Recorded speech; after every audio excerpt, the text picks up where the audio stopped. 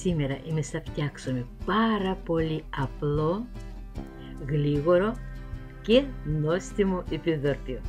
Και θα χρειαστούμε μόλις 2 υλικά. Εγώ θα πάρω κρέμα γάλακτος για σαντιγί. Αυτή η κρέμα γάλακτος ήδη έχει ζάχαρη, γι' αυτό ζάχαρη δεν χρησιμοποιώ. Τη βάζω στο μπολ. Θα χρησιμοποιήσω και Nesquik. Όμως πρώτα θα χτυπήσω τη κρέμα γάλακτος. Διπλασιάστηκε η κρέμα γάλακτος. Τώρα προσθέτω 2 γεμάτες κουταλιές Nesquik και συνεχίζω το χτύπημα. Θα χτυπήσουμε μέχρι να λιώσει όλο το κακάο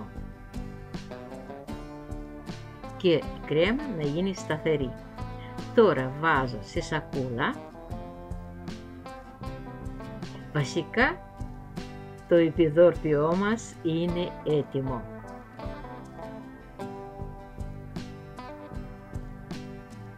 Μας μένει να σερβίρουμε.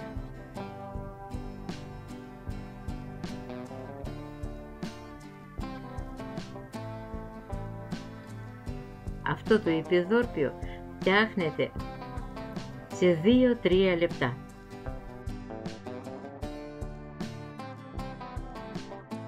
Τόσο γλίγορα πιστεύω δεν έχετε φτιάξει ποτέ.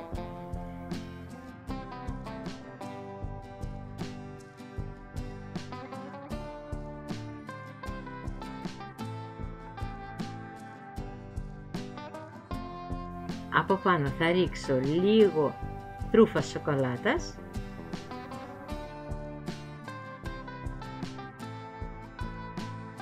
και μπορούμε να στολίσουμε με μπισκότα. Εάν σας αρέσει η συνταγή μου, μην ξεχάσετε να βάλετε like, κάντε εγγραφή στο κανάλι μου και θα σας περιμένω στο επόμενο βίντεο.